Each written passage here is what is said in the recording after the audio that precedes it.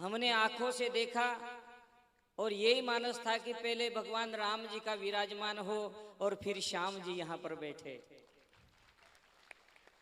इसलिए तारीख हम थोड़ा लेट करे चले जा रहे थे।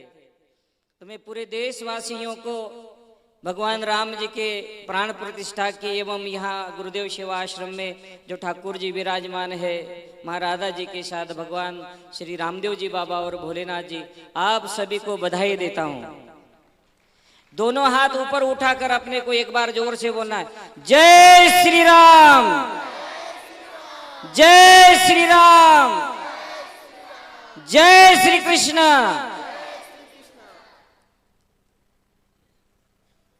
अब मैं नहीं कुछ बोल पाऊंगा, तो आगे का संचालन मैं हमारे दिव्य चैतन्य जी महाराज के समर्पित करता हूं और आप सभी को पुनः जय श्री कृष्ण प्रणाम। ओम ओम ओम जय श्री कृष्ण। यह सन 2024 हम सब के लिए इतनी खुशियां लेकर आया कि हम इसका अंदाज भी नहीं लगा सकते। अभी कुछ दिन पहले 22 जनवरी को अयोध्या धाम में रामलला सरकार विराजमान हुए हैं और कुछ ही दिनों बाद हमारे जामनेर गुरुदेव सेवा आश्रम में भगवान श्री कृष्ण विराजमान हो गए। दो खुशी मिली आपको हमको। मैं ज़्यादा न कहूँ क्योंकि समय भी हो गया है, तो मैं अभी प्रार्थना करूँ हमारे सुभाषवाड़ी से पधारे पूज्य हमारे श्री आत्म चैतन्य महाराज जी, वे इस शुभ अवसर पर आपको हमको सबको अपनी अमृतवाणी से अनुग्रहित करेंगे। पूज्य महाराज जी।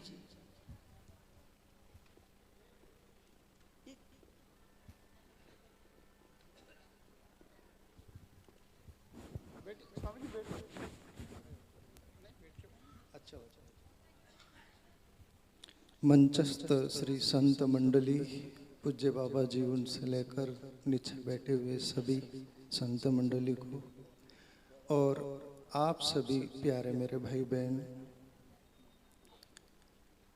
जय श्री कृष्ण बोलना ये मेरी आदत थी। कोई भी सत्संग प्रारंभ करना, पर मैं संत मंडलियों से लेकर आप सभी को जय श्री राम। 22 तारीख को अयोध्या में राम लल्ला का प्राण प्रतिष्ठा हुआ, तो पूरा विश्व में अपना भारत कंट्रीज तो देखा, पर अदर कंट्रीज 25, 30, 40 देश देखा, पूरा राममय हो गया था। मंदिर प्यारे मित्रों सभी दूर बने, पर अयोध्या में जो हमारा मंदिर बना ये बेशकीमती लाजवाब।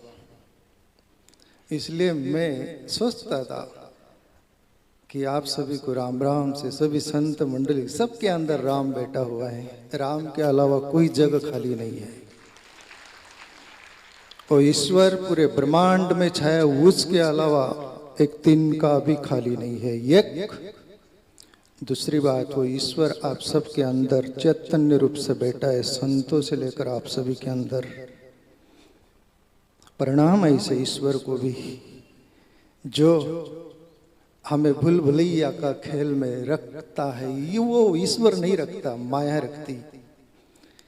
त्रिगुणा भाषा लिए कर डोले, बोले मधुरी बाणी माया माँ ठगनी हम जानिए, कबीर साहब बोले। आगे बढ़ने से पहले प्यारे मित्रों, मेरे प्यारे श्याम चैतन्य, उनको बच्चे की तरह ही प्यार किया है। बाबा किया, कोई सहारा नहीं था तब आत्म चैतन्य सहारा थी उसको, बोले हो। ऐसे मेरे प्यारे श्याम चैतन्य जी पहले से ही प्रेम रहा, स्नेह रहा, और उनके स्नेह के खातिर मैं यहाँ बहुत बार आया, 10-15 बार आया होगा लगता है। फिर कुछ 1-1.5-2 वर्ष से नहीं आया ऐसा भी लगता है, पर उनके दिल में मेरे प्रति प्यार था, हृदय में अपनापन था, इसलिए फोन पर भी आ जाता था। अभी भी आया। सबसे पहले जमीन देने वाले को धन्यवाद बोलना चाहूंगा मैं, जिसने जमीन दिया उसको। Thank you very much. संतों को कुछ भी दान देते हैं ना, जैसे विश्वामित्र राजा दशरथ के यहाँ जाते केवल राम को मांगने के लिए। राजा दशरथ से बोले मुझे राम चाहिए, ये गादी करना है। कहते ही कि क्रम से चारों भाई को ले गए और 4 का 8 करके दिए, 4 बहू दी। संतों को आप कुछ भी दान देते हैं ना, ये विफल नहीं जाता है, इसको फल जरूर लगता है। और मेरा अपना एक्सपीरियंस है, अनुभव है। आप अपनी जिंदगी का कोई भी समय या एक दिन का दान करिए, कुछ भी करिए, वो कभी व्यर्थ नहीं जाता, ये डन 100%।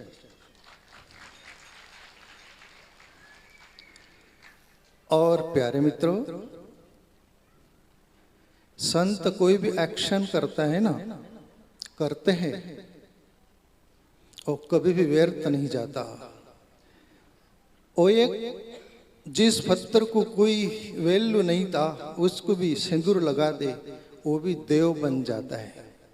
और हर जगह को, जैसे मोरारी बापू के मुझ से सुना था मैं एक बार 2500 साल पहले, कोई भी सच्चा व्यक्ति या संत बंजर जमीन हो ना, तो उसको भी वैथिक बना देता है। ऐसे कोई सज्जन के हाथ कोई भी चीज लग जाए, उसको सवार देता है, उसको दुल्हन की तरह बना देता है। तो मेरे श्याम चेतन, यहाँ पर मैं आया था, कुछ नहीं था, पत्थर की झोपड़ी थी। तब से मैं देखता रहा, और आज आकर देखा तो आज गजब का ही लगा। उधर जामने रोड से ही आ रहा था, तो इधर विशेष रूप में लगता था। मैं बोला ये मेरा श्याम चेतन की कुछ साधना तपस्या, उनके आसन पर मैं ध्यान में बैठा था, थोड़ा पहले से ही ध्यान साधना करते होंगे, पूरी शक्ति लगा दी है ये सब मंदिर टेम्पल बनाने में, आप सभी को प्यार देने में, आप सभी के लिए उन्होंने इजाहत कर दी। प्यारे मित्रों, पहली बात, संत को मंदिर, मस्जिद, गुरुद्वारा, गिरजाघर, अमुक जो भी है सभी धर्म के संप्रदाय के, ये संत के लिए नहीं जरूरी होता। पहले राजे महाराजे ऋषि मुनि घर से राजपाट छोड़कर जंगल में गए, पेड़ के नीचे बैठकर वो सत्य ईश्वर को जाना, उसके बाद में मंदिर बन गए। मेरे श्याम चैतन्य को कोई मंदिर की जरूरत नहीं थी। ये मंदिर केवल तुम्हारे अपने लिए बनाया उन्होंने, उसको जरूरत नहीं। उसके रूम में आसन है सामने, ध्यान करने का, मेडिटेशन करने का, आपने ईश्वर अंदर बैठा हुआ है, उसको जानने के लिए उसको मंदिर की जरूरत नहीं। पर जंतु ये जरूरत तुम्हारे अपने लिए उनको महसूस हुआ। पहली बात, कंपटीशन भी नहीं, स्पर्धा भी नहीं। संत कंपटीशन स्पर्धा का हिस्सा नहीं होता। संत साधु बनता है ईश्वर को जानने के लिए, अनुभव करने के लिए। वो कंपटीशन स्पर्धा का हिस्सा नहीं है। कोई महाराज मंदिर बना दिया तो हम भी बनाए, यदि ऐसा है तो तुम कमजोर हो, वीक हो। कोई महाराज ने गाड़ी ले लिया तो मैं भी गाड़ी के लिए, हमारा विशुद्धानंद बाबा, एक बार हमारी बात हुई तो मैं बोले मेरी गाड़ी चली गई थी तो मिली नहीं, तो फिर मैं बहुत कीर्तन किया, ऐसा किया और गाड़ी लिया। सीधे सरल है, मैं भी सीधा सरल ही होऊंगा लगता है। मुझे बोल रहे थे बाबा, बाबा बोलते, महाराज बोलते, जो भी बोलो, कोई फर्क नहीं गिरता। बोले मैंने सब पैसे चंदा इकट्ठा कर कर मैंने गाड़ी लिया। मैं बोला धन्यवाद, थैंक यू वेरी मच बाबा। आप गाड़ी लिए तो कोई शान मारने के लिए नहीं लिए, कथा कीर्तन करने के लिए, हरिगुण गाने के लिए, हरिनाम स्मरण गाने के लिए। और साधु क्या करेगा? वो कंपटीशन का हिस्सा नहीं। साधु संत बनता है ना प्यारे मित्रों, पहले तो साधु है, वो साधक है, अपने अंदर बैठे ईश्वर को साधने के लिए जिंदगी खपा देता है वो। और जिसको गुरु का बाण लग गया ना, उसका मंजिल वही रहता है कि ये जन्म हो कि कितना भी जन्म लेना पड़े मुझे, पर जानूंगा तुझे। मेरा लक्ष्य तू ही है, जो ब्रह्मांड में सब फैला हुआ है, तू पिंड में है। पिंडे सो ब्रह्मांड, ब्रह्मांड सो पिंडे। यदि तू पिंड में है तो मैं जानूंगा तुझे। ये कंपटीशन नहीं, ये स्पर्धा नहीं, ये स्वाभिमान है। अपने गुरु ने इशारा किया, उधर चल पड़ा। और आप गुरु ने रास्ता बताया, उस पद चिन्ह पर ईश्वर को खोज में नहीं लगे तो मैं एक पंक्ति बार बार बोलता हूँ। गुरु नानक को जब ईश्वर का बोध हुआ था, ज्ञान, मैंने एक बुक्स पढ़ी थी गुरु नानक का जपू जी, उसमें पौड़ी करके आता है अनेक पंक्तियां। और मैं बुद्ध पुरुष को ही पढ़ता हूँ, बुद्ध पुरुष को ही सुनता हूँ। और 8-10 साल तक मैं किसको सुनता भी नहीं, किसको पढ़ता भी नहीं। एलर्जी हो गई, कभी कभी एलर्जी हो जाती है। तो जपू जी में गुरु नानक जब वो तालाब से बाहर निकलते हैं, तब वो अंदर प्रगटा ईश्वर के सभी कुछ वो निकलता है। बहुत प्यारा है, मैं बहुत जिक्र करता हूँ 20 पंक्तियों का। जे जुग चारे आरजा और दशुणी हुई, नवा खंडा विची जानिए, नाली चले सब कोई। चंगा नाव रकई के जसु जग कीर्ति ले, जे तिसु नजर ना आवे तब बात न पूछे केई। सबका जिये ना यकु दाता, शौकत में बिसरी न जाई नानक। ताली बजाओ नानक के नाम पर। बुद्ध पुरुष के नाम पर ताली होनी चाहिए। परिचय देता है और हमारा अहंकार को चूर करता है ये अनुभव। माफ करना, थोड़ा सा टाइम में मेरे श्याम चैतन्य के लिए कुछ 2 शब्द बोलूं। कहीं भी जाता हूं तो और देने के लिए मेरे पास कुछ नहीं, यही रहता है। मेरे झोली में मेरा जेब भी नहीं। मैं आश्रम में लंबा शर्ट पहनता हूं, उसको जेब भी नहीं। दवाखाने में अभी मेरे को बहुत पैसे लगे, कुछ जो कुछ लगे भरने वाले थे, तो मैं बोल रहा था मेरा जेब भी नहीं। भाई तुम्हारा जेब मेरा ही है। साधु जेब कहाँ रखता है? ये बाबा लोग रखते होंगे, जनार्दन बाबा रखते होंगे, मैं तो नहीं रखता। रखो रखो, कोई बात नहीं। साधु जेब भी रखे तो त्याग होना चाहिए। इधर से है उधर। दगा बापू और अपने बापू जी, पाल वाले बापू जी, गोपाल चैतन्य बाबा भी थे, मैं भी था। चारुकेश्वर की घटना, आश्रम में कुछ नहीं था। बापू के 2-1 कटोरे थे, हमारी 1-2 टाट बर्तन की, जो खाना खाते भोजन। और दगड़ू बापू पाल आए थे, देखे थे कुछ नहीं, एक कुटिया थी, हम 4 लोग। एक ज्यादा वो कुछ हो जाए तो बापू के काट के नीचे एक सोता था, कुछ नहीं था। तो बापू से ये मैं सीखा था कि पाल वाले बापू जी अपने गुरुदेव, उनका पहले से नेचर रहा, स्वभाव रहा, कुछ न लेना। हमारे गांव में भी आए थे सत्संग के लिए, कोई 20 की नोट दी तो वो वापस कर दिए, कोई बोला तो जला दिए, जला भी दिए होंगे तो कोई बात नहीं। संतों के आगे क्या पैसे की कीमत। तो प्यारे मित्रों, गुरु नानक का मैं ये बोलूं और 2 शब्द और कुछ श्याम चेतन बाबा के बारे में बोलकर वो विसर्जन करूंगा। माफ करना, मुझे बहुत समय बाद मौका मिला है मुझे यहाँ बोलने के लिए। जे जुग चारे आरजा और दशुनी हुई। गुरु नानक बोले, हे प्रभु, लोग आयुष्य मिले उसके लिए रोते हैं। 4 युग आयुष्य भी मिल जाए, उतना भी नहीं, 10 युग इतना भी मिल जाए तो भी क्या बड़ी बात। जे जुग चारे आरजा और दशुनी हुई, नवा खंडा विची जानिए। 9 खंड के लोग जानते होगे तो भी क्या बड़ी बात। नवा खंडा विची जानिए, नाली चले सब कोई। संग साथ चलते होंगे 9 खंड के लोग तो भी क्या बड़ी बात। चंगा नाव रकई के जसु जग कीर्ति ले।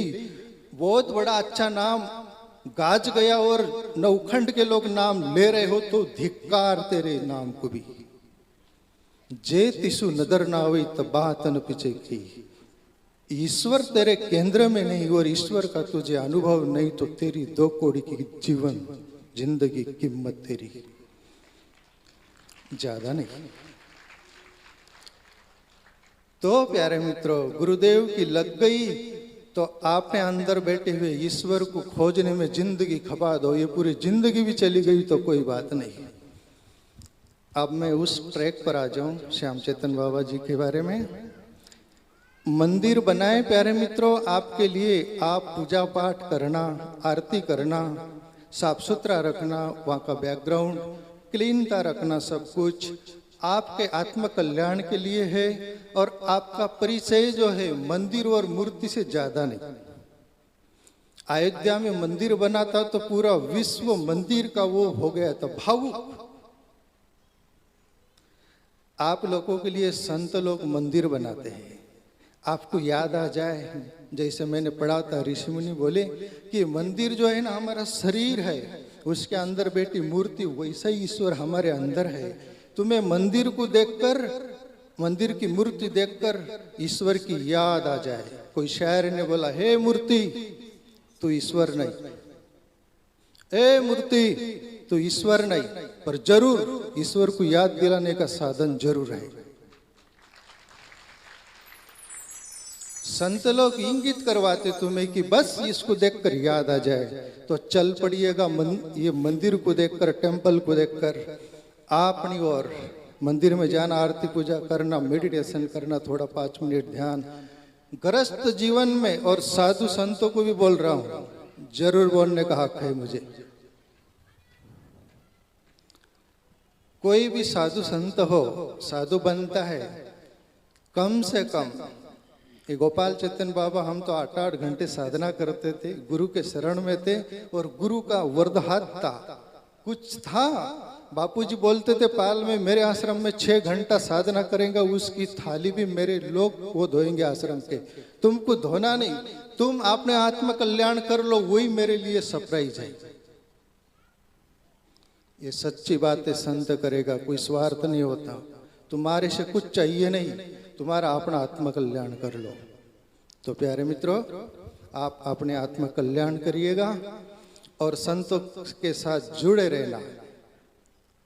संतों के साथ कभी साधु संग किए न कारज हानि, कभी हानि नहीं होती, अच्छा ही होगा। तो धन्यवाद, मैं क्या बोलूं और क्या नहीं, सभी बाबा लोगों को भी, आपको भी, और फिर से राम राम सबको। जय श्री कृष्ण। और हम लोग चले जाएंगे आप। धन्यवाद।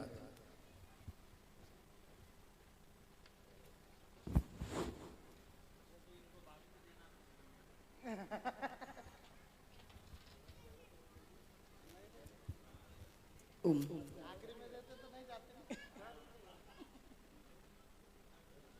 ओम ओम ओम।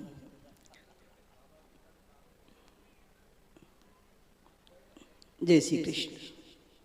धन्यवाद महाराज जी, आपने बहुत अच्छी बातें बताई। 3 बातें मुझे अच्छी लगी, आपको भी अच्छी लगेगी। धन्यवाद है उस माँ को जिन्होंने इसे संत को जन्म दिया। धन्यवाद है उस बंधु को जिन्होंने उस मंदिर को बनाने के लिए जगह दी, जमीन दी। और धन्यवाद है उस सतगुरु को जिन्होंने जन्म देने के बाद जीवन दिया। जन्म तो कईयों को मिल जाता है लेकिन जीवन नहीं मिलता। तो धन्यवाद है पूज्य बापू जी को जिन्होंने हम सबको जीवन दिया, सतमार्ग का, सत्संग का, साहित्य, सुमिरन का, सेवा का, साधना का। अब मैं प्रार्थना करूं। हाँ, एक सूचना है। आज शाम को रात्रि में भजन संध्या भी है। हमारे मुंबई से जो जगदीश चौहान जी हैं, जो इंडियन आइडल के 2nd विनर है, बड़े सिंगर है, बड़े भजन गायक है, तो आज उनकी भजन संध्या भी है। तो आप सब उस भजन संध्या में हाजिर हो, उस भजन संध्या का आनंद लें। और सभी जो भी यहाँ है, सभी के शाम के भोजन की व्यवस्था भी यहीं पर है। कितनी अच्छी बात है, भजन भी यहीं है, भोजन भी है, फिर अब जाना कहाँ है अब? और हाँ, एक सूचना, आज तो पहला दिन था, मूर्ति प्राण प्रतिष्ठा में समय हो गया। कल से सत्संग का समय रहेगा 1 बजे से 4 बजे तक। तो भी मैं ज्यादा समय नहीं लूँ। मैं पूज्य महाराज जी से, सतपंथ रत्न आचार्य महामंडलेश्वर पूज्य स्वामी श्री जनार्दन हरि जी महाराज, जिनका सतत मार्गदर्शन पूज्य महाराज जी को मिलता रहा, मैं उन्हीं से प्रार्थना करूं आप अपनी अमृतवाणी से हम सभी को कृतार्थ करें पूज्य महाराज जी। हरि ओम।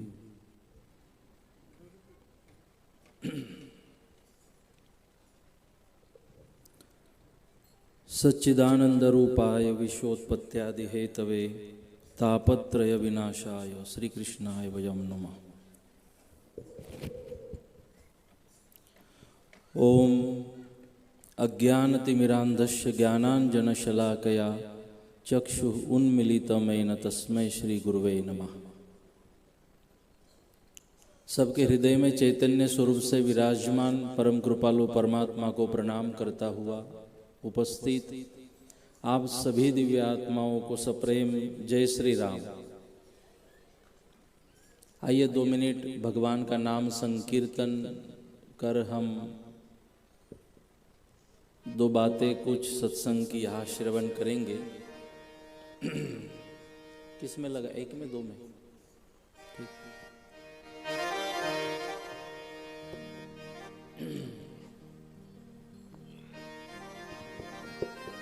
हरि बोल।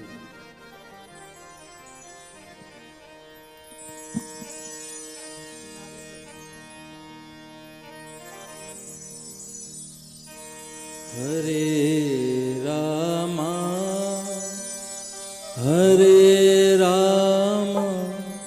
राम राम हरे हरे, हरे कृष्णा कृष्ण कृष्ण हरे हरे, हरे रामा राम राम हरे हरे। दोनों हाथों से ताली बजाते कृष्णा हरे, सब गाइए कृष्ण कृष्ण हरे हरे, हरे राम राम हरे हरे, हरे कृष्ण कृष्ण कृष्ण हरे हरे, हरे राम राम हरे हरे, हरे राम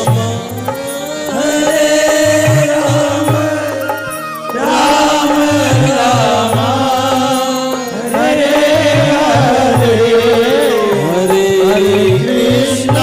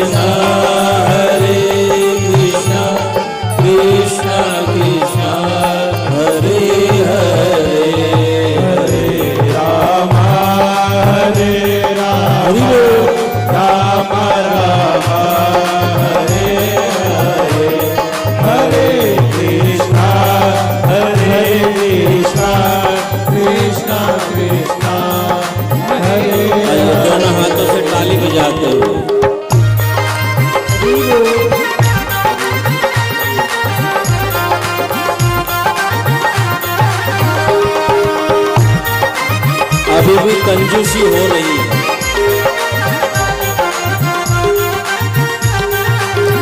दोनों हाथ ऊपर उठाते हुए आए, भगवान का नाम संकीर्तन करें।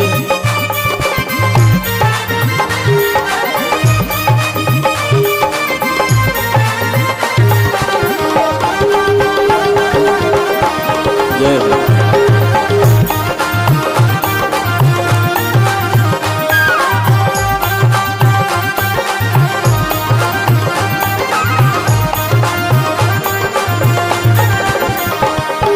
गोविंद बोलो हरि गोपाल बोलो, गोविंद बोलो हरि गोपाल बोलो, गोविंद बोलो हरि गोपाल बोलो, गोविंद बोलो हरि गोपाल बोलो, गोविंद बोलो हरि गोपाल बोलो, गोविंद बोलो हरि गोपाल बोलो, गोविंद बोलो हरि गोपाल बोलो, गोविंद बोलो हरि गोपाल बोलो, गोविंद बोलो हरि गोपाल बोलो, गोविंद बोलो हरि गोपाल बोलो, गोविंद बोलो हरि गोपाल बोलो, गोविंद बोलो हरि गोपाल बोलो, गोविंद बोलो हरि गोपाल बोलो, गोविंद बोलो हरि गोपाल बोलो,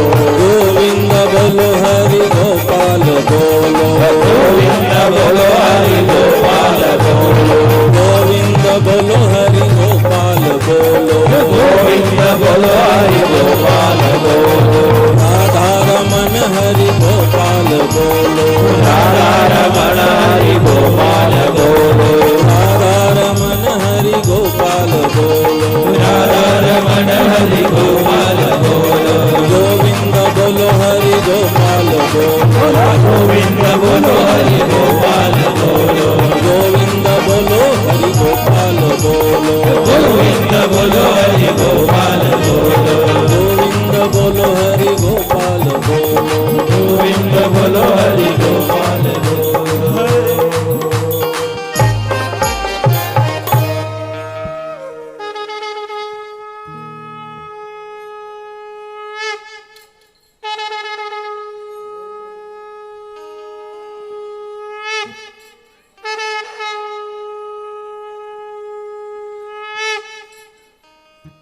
वाह वाह।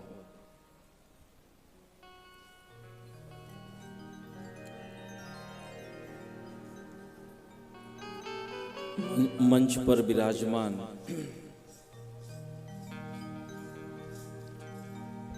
आज के इस भव्य दिव्य आयोजन जिनकी छत्र छाया में और सानिध्य में यहाँ पर संपन्न हो रहा है, ऐसे संपूर्ण इस महोत्सव के अध्यक्ष जिनके मार्गदर्शन में यह संपूर्ण आयोजन यहाँ पर संपन्न हो रहा है, पहले तो मैं आप सबको यहाँ पर गुरुदेव सेवाश्रम के द्वारा चैतन्य धाम में भगवान श्री राधा कृष्ण, भगवान भोलेनाथ और भगवान रामदेव बाबा और गणेश जी के प्राण प्रतिष्ठा की मैं आप सबको बधाई देता हूँ, शुभकामनाएं देता हूँ। और इसी शुभ अवसर पर आज की इस उद्घाटन सत्र में उपस्थित हमारे परम मित्र चैतन्य साधक परिवार के परमाध्यक्ष और अखिल भारतीय संत समिति के भी महाराष्ट्र प्रदेश के अध्यक्ष हमारे श्रद्धेय संत श्री गोपाल चैतन्य जी, और यहाँ पर मंच पर विराजमान हमारे श्रद्धेय विशुद्धानंद जी महाराज एवं श्रद्धेय हमारे आत्म चैतन्य जी तथा उपस्थित हमारे आश्रम से जुड़े साधक परिवार से जुड़े सभी हमारे संत महापुरुष सभी संत महात्माओं को यथा योग्य प्रणाम करता हुआ, अभिवादन करता हुआ, यहाँ पर उपस्थित आप सभी दिव्य आत्माओं का भी यथायोग्य धन्यवाद और स्वागत करता हुआ मैं विशेष शुभकामना, विशेष आशीर्वाद देना चाहूँगा हमारे संत श्री श्याम चैतन्य जी को, कि जिनके माध्यम से आज ये सम्मेलन, ये आयोजन, प्राण प्रतिष्ठा महोत्सव और मंदिर का निर्माण यहाँ पर हुआ है। तो मैं सभी पूज्य चरणों की ओर से मैं संत श्री श्याम चैतन्य जी को बहुत बहुत बधाई देता हूँ, आशीर्वाद देता हूँ। श्याम जी के मंदिर के प्रतिष्ठा की श्याम जी को ही शुभकामना, और आज से शाम ही श्याम जी की पूजा करेंगे। श्याम जी के द्वारा पूजन होगा, श्याम जी का श्याम के द्वारा आरती पूजन होगा, सेवा होगी। वैसे भी श्याम ही है, राम ही है जो कण कण में विराजमान है, और हम सब के माध्यम से वो अपनी सेवा कराते हैं, क्योंकि सर्वम खलविदम ब्रह्म। भगवान ने कहा माम एकम, मैं एक ही हूं। तो वही भगवान है जो हमारे शरीर में भी विराजमान है, और वही भगवान हमसे पूजा करवाते हैं। तो मैं बहुत धन्यवाद करना चाहूंगा श्याम जी को, कि जिन्होंने बहुत बड़ा पुरुषार्थ करते हुए यहाँ पर इस क्षेत्र की शोभा और सुंदरता बढ़ाने का काम किया है। क्योंकि इस क्षेत्र को इससे पूर्व भी हमने देखा है, तब क्या था और आज क्या है। ये संतों की महिमा है। संत जंगल में जाते हैं, वहां भी मंगल ही करते हैं, और जो सामान्य है जहां मंगल है वहां भी जंगल बनाता है। ये संत महापुरुषों के तप का, जप का, उनकी साधना का, उनके त्याग का फल है। और संत उसी को कहा जाता है जो औरों के लिए जीते हो। संत वही है जिनके स्वभाव में त्याग है, करुणा है, संवेदना है, संवेदनशीलता है। क्योंकि हमारे पूज्य संतों ने भी वर्णन किया, जे का रंजले गांजले त्यासी मने जो आपुले, तोची साधु ओळखावा देव तेथेची जानावा। संतों का लक्षण है कि जो रंजले गांजले है, रंजले का मतलब है कि जो पीड़ित है। रंजले का हिंदी में अर्थ होता है कि जो जिसका कोई आधार नहीं है, निराधार है, वंचित है, जो जरूरतमंद है, जो प्रवाह में नहीं है। ऐसे लोगों को अपने साथ जोड़ना, प्रवाह में ले आना, ऐसे लोगों को प्रेम देना, उनकी जरूरतों को पूरी करने की कोशिश करना। ऐसे रंजलेले जो लोग हैं उनको अपना बनाना, ये संतों का स्वभाव है। जे का गांजले। और संतों का तो स्वभाव ये होता है कि जो उनको तकलीफ करते हैं ना, वो उनको भी गले लगाते हैं। वो साधु है। जो बिच्छू बार बार संत श्रीमंत शांति ब्रह्म एकनाथ जी महाराज को दंश कर रहा था, जब एकनाथ जी महाराज स्नान करने के लिए गए तो उन्होंने देखा एक बिच्छू डूब रहा है। उस बिच्छू को अपने कर कमलों में लिया और बाहर छोड़ दिए। थोड़ी देर के बाद देखा तो वो बिच्छू वापस जल में डूब रहा था। वापस उसे पकड़ते और बाहर छोड़ देते, क्योंकि डूबते हैं बूढ़ते हैं जन न देखवे डोला मनोनी कड़वड़ा ये तसे। ये संतों का स्वभाव है। अगर उन्होंने देखा कि ये जीव डूब रहा है, भवसागर में भटक रहा है, संत हृदय नवनीत समाना, उनका हृदय नवनीत के समान होता है। वो ये देख नहीं पाते कोई परेशान है, कोई दुखी है, ये डूब रहा है। ये संतों का स्वभाव है। तो संतों ने उसे बचाने की कोशिश की। थोड़ी देर के बाद देखते वापस देखते तो वो डूब रहा था, वापस बचाते। अब एक आदमी ने देखा, वो संत एकनाथ जी महाराज के पास आकर कहता है कि महाराज जी, जब ये बिच्छू आपको बार बार दंश कर रहा है तो क्यों इसे बचा रहे हो? डूबने दो, क्यों तकलीफ ले रहे हो? तब शांति ब्रह्म एकनाथ जी महाराज ने कहा कि देखो भले आदमी, मैं बचा रहा हूं फिर भी वो मुझे दंश कर रहा है, क्योंकि काटना दंश करना ये बिच्छू का स्वभाव है, धर्म है। अगर वो बिच्छू उसके धर्म का पालन कर रहा हो तो मैं संत हूं, और संतों को भी अपने धर्म का पालन करना चाहिए। और संतों का धर्म है डूबते हुए को बचाना। अगर वो उसके धर्म का पालन कर रहा है तो संत के नाते मेरी भी जिम्मेदारी बनती है कि मैं भी अपने धर्म का पालन करूं, और दंश कर रहा है फिर भी मैं उसे बचाऊं। यह है गांजले।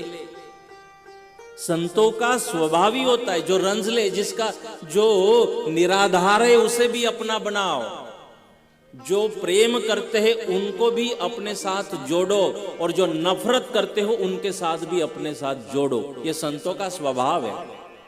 संतों की व्याख्या गणवेश से नहीं होती, स्वरूप से नहीं होती, आड़ा खड़े तिलक से नहीं होती।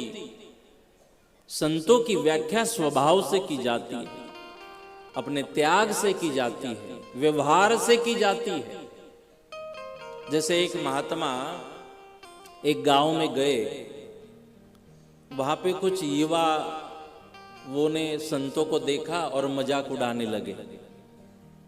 संतों ने कहा चलो ठीक है।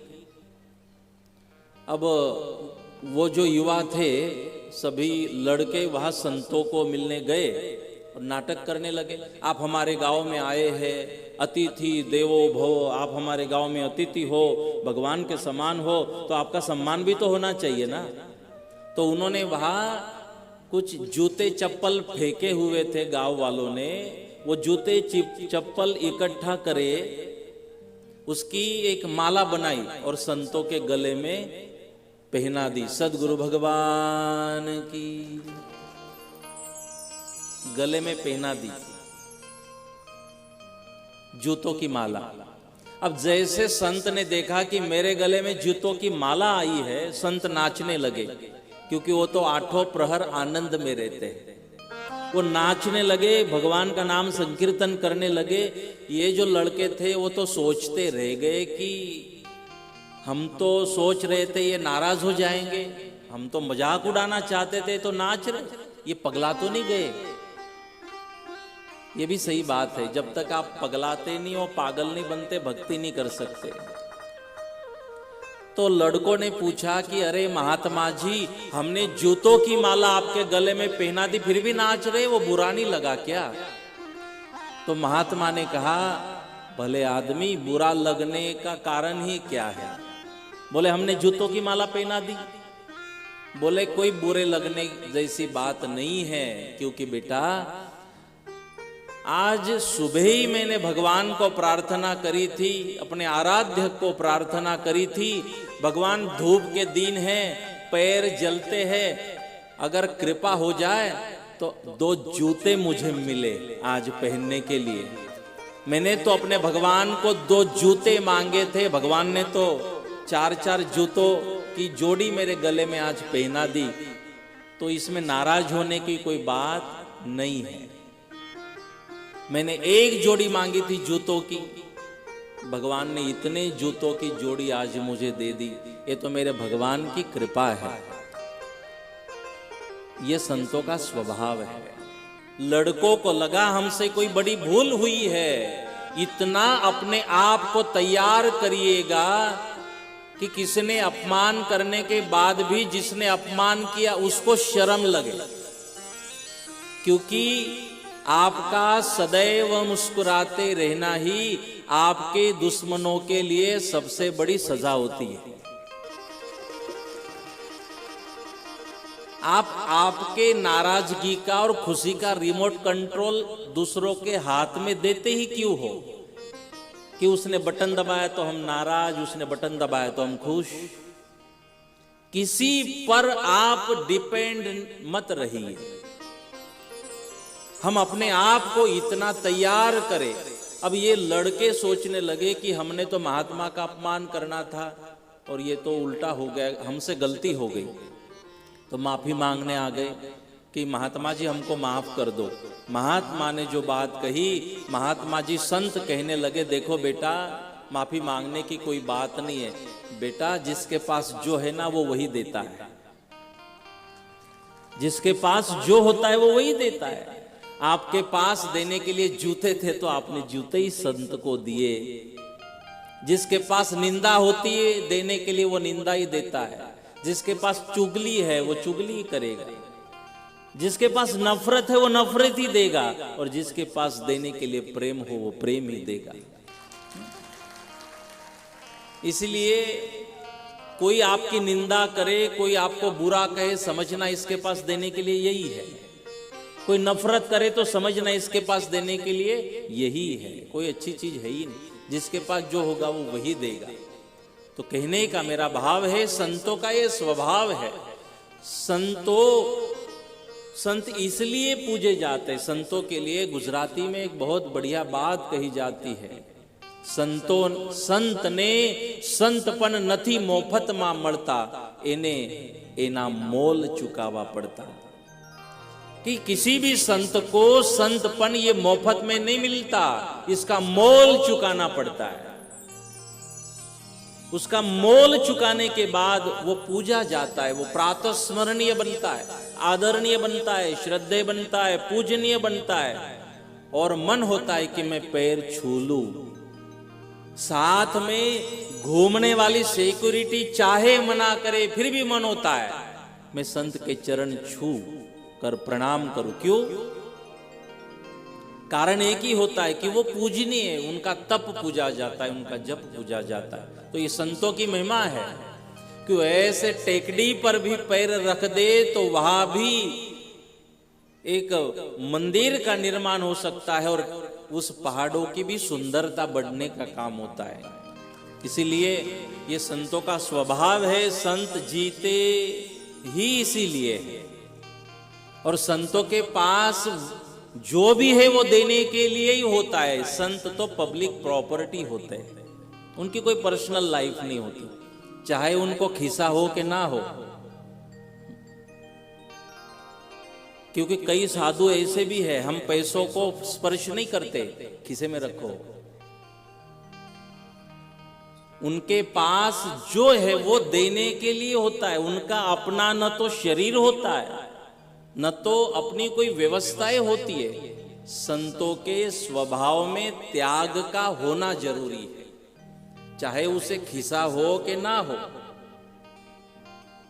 क्योंकि वो कथा आपने सुनी होगी कि स्वभाव में त्याग पूजा जाता है, स्वभाव पूजा जाता है। और वैसे भी मुझे खिसा इसलिए रखना पड़ता है कि मैं कोषाध्यक्ष हूं। और देखो, आप संतों को देते भी हो ना, और संत ने रख भी लिया तो इसमें कोई पाप नहीं है। आप देते हो और संत ने रख भी लिया तो इसमें कोई गलती नहीं है। क्योंकि संत आपने दिया और संत ने रख भी लिया, तो संतों की तो कोई पर्सनल लाइफ है नहीं, कोई परिवार संसार तो है ही नहीं। लगाएगा महात्मा तो भंडारे में ही लगाएगा, किसी मंदिर में ही लगाएगा। आज तक भी आपने श्याम बापू को शाम को कुछ 1 रुपया गृहस्थाश्रमी लोगों ने दिया होगा, तो श्याम ने अपना कुछ उसमें नहीं बनाया, भगवान का ही मंदिर बनवाया। आपको श्याम ने दिए भी होंगे और श्याम ने खिसे में रखे भी होंगे पैसे दक्षिणा, तो श्याम ने अपनी कुटिया नहीं बनवाई। अभी भी वो टीन की झोपड़ी में रहता है, श्याम झोपड़ी में रहता है। लेकिन जो आपने दिए थी दक्षिणा, उसमें भगवान के लिए आलीशान मंदिर उन्होंने बनवाए। ये संतों का स्वभाव है। गलती तब है जब किसी ने दी, आपने खिसे में रखा और अपने लिए, अपने स्वार्थ के लिए, अपनी कामनाओं के लिए, अपने वैभव दिखाने के लिए और महाराजगिरी करने के लिए उपयोग किया ना, तब गलत है। न देना पाप है न लेना पाप है, रखना पाप है। क्योंकि आप अगर दे रहे हो तो दे भी इसीलिए रहे हो कि ये देश के लिए, धर्म के लिए, समाज की उत्थान के लिए काम लगे, इसलिए आप दे रहे हो। गलत तो तब है जब हम इसका अपने स्वार्थ के लिए, अपनी कामनाओं के लिए, सुखों के लिए उपयोग करते हो। ये मन से जुड़ी बात है, त्याग की, स्वभाव की। जैसे एक गुरुजी के 2 चेले थे, तो 2 चेलों को गुरुदेव ने नियम दिया कि किसी भी स्त्री का स्पर्श नहीं करना है और न किसी स्त्री को स्पर्श करने देना है। बहनों को, माताओं को स्पर्श नहीं करे और माताएं भी आपको स्पर्श नहीं करे। 2 शिष्यों को नियम दिया, नियम का पालन करते थे। अब एक दिन हुआ यूं कि वो एक नदी को पार कर रहे थे। अब नदी को पार कर रहे थे दोनों शिष्य चेले। अब जैसे नदी को पार करने लगे, सामने से एक माता आ रही थी। इन्होंने थोड़ा रास्ता बदला और जाने लगे। उसी समय क्या हुआ, प्रवाह गति से बह रहा था, उस माता का पैर फिसला और वो माता जल में बहने लगी। वो बहने लगी माता। अब दोनों में से एक ने देखा कि ये माता बह रही है, डूब रही है, तो उसने जाके छलांग लगाई, तैरते तैरते गया, उस माता को पकड़ा, हाथों में से उठाया और किनारे पर छोड़ दिया माता को। दोनों गुरु भाई आगे चलने लगे। 1 किलोमीटर तक दोनों चलते गए। अब ये जो दूसरा था, ये दूसरा सोच रहा था कि गुरुदेव को वचन दिया था किसी माता बहन को स्पर्श नहीं करना है, करने नहीं देना है, और आज हमारे इस गुरु भाई ने तो ये बहन को स्पर्श कर लिया, एक माता को स्पर्श, स्त्री को स्पर्श तो कर लिया।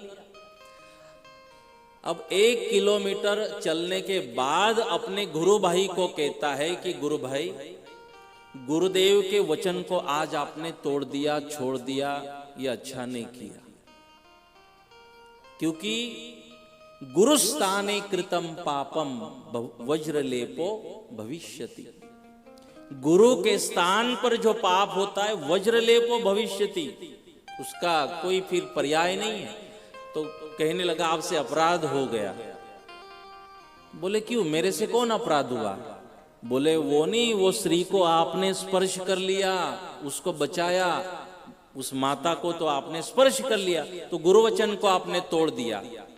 जिसने स्पर्श किया था, माँ की जान बचाई थी, वो कहने लगा अरे गुरु भाई, मैं तो उस माँ को, उस माता को, बहन को किनारे छोड़ आया, आप 1 किलोमीटर तक ले आए उसको। समझने वाले को इशारा काफी होता है। जिसने जान बचाई थी उसके कहने का भाव ये था कि अरे एक माता को स्पर्श करना मना था, गलत था, नियम था, लेकिन अगर नजर के सामने कोई एक माँ बहन अगर बह रही हो अगर उसकी जान हम न बचा पाए तो ये भी तो गलत है। तो हमने जब जान बचानी थी उस माता की, तो जान बचा के किनारे छोड़ दिया और मन से हम बात को निकाल दिए, भूल गए कि किसी स्त्री को मैंने स्पर्श किया था, अलिप्त हो गया। और आप तो 1 किलोमीटर तक आए तो अभी भी मन में उस स्त्री के बारे में सोच रहे हो। मैंने तो स्पर्श करके छोड़ दिया, आप मन में लेकर घूम रहे हो उस मां को। तो स्पर्श तो गुरु भाई आपने किया। ये कर्मों का सिद्धांत है। जैसे कि दुर्वासा जी की कथा आती है, 16,108 थालियों में भोजन लेकर पटरानियां गई, चातुर्मास था और दुर्वासा जी को कहा कि आप भोजन करिए। 16,108 थालियों में जो भोजन था दुर्वासा जी भोजन कर गए और फिर वापस जाने का समय हुआ तो पटरानियां पूछने लगी वापस कैसे जाए। तो बोले कह दो नदी को कि 16,108 थालियों में जो भोजन था, भोजन करने के बाद भी अगर दुर्वासा जी भूखे हैं, निराहारी है, तो हमको रास्ता दो। जब नदी को जाकर कहा तो नदी रास्ता दे देती है। अब पटरानियां समझ नहीं पा रही, हमारे सामने तो 16,108 थालियों में जो भोजन था भोजन कर गए बाबा जी, और निराहारी कैसे है। फिर उनको ज्ञान दिया गया कि भोजन करने के बाद भी दुर्वासा जी ने उस भोजन में वासना नहीं रखी। ये पेट का धर्म है, भूख लगे भोजन कर ले, लेकिन भोजन में वासना न रखे। अलिप्त हो गए, अपने मन को अलिप्त कर लिया। नहीं तो कई बार होता है, एकादशी होती है और जिनकी एकादशी नहीं है, अगर उनसे मुलाकात हो गई, उनके घर गए और उसने कहा कि ऐसे ऐसी सब्जी बनी है, तो आप क्या बोलते हो? अरे क्या आज ही आपको ये सब्जी बनानी थी? बोले क्यों? बोले आज मेरी एकादशी है, कल बनाते तो मैं भी पा लेता द्वादशी के दिन। अगर एकादशी का व्रत चल रहा हो लेकिन मन भोजन के बारे में, अन्न के बारे में सोच रहा है, तो आप भूखे नहीं हो, आप मन से वासनाओं को ले रहे हैं। ये व्रत नहीं है, व्रत मन की साधना है। इसीलिए न जग को त्यागो न हरि को भूल जाओ, जिंदगानी में रहो दुनिया में यूं जैसे कमल रहता है पानी में। आप रहिए, इन व्यवस्थाओं में रहिए, इन सुखों में रहिए, लेकिन कमल की तरह अलिप्त रहिए कि एक दिन मुझे इनको त्यागना है, छोड़ना है, छोड़कर जाना है। इसलिए हम मन, क्योंकि ये मन की साधना है, हम त्याग दे, लेकिन मन से न त्यागे किसी चीज को तो हमने त्यागा नहीं है। तो इसलिए साधुता मन से होती है, स्वभाव से होती है, त्याग से होती है। तो इसीलिए हम कोशिश करते रहे कि अपने जीवन को इसी तरह अलिप्त रखते हुए हम संसार में रहे और संसार से मुक्त होने की कोशिश करते रहे। आज 5 बजे तक ये सत्संग चलेगा। दोपहर में आप सब लोगों का भोजन हो चुका है, हुआ ना कि नहीं हुआ? हाँ, उसकी एनर्जी 5 बजे तक रहनी चाहिए। तो 5 बजे यहां सत्संग होगा, आरती होगी और फिर यहां से प्रस्थान होगा। और बाबा जी लास्ट में 2 मिनट आशीर्वाद देंगे, तब तक मैं बोलूंगा, क्योंकि मैं साथ में तभी रहता हूं बाबा जी के जब मेरी उनको जरूरत होती है, हर चीज की जो भी जरूरत होती है। आज उनको मेरी जरूरत है आवाज की। उनके गले में थोड़ी आज खराश भी है और बोलने में उनको दिक्कत भी है, इसलिए सुबह से मेरी ड्यूटी थी कि सत्संग और आपने आना है।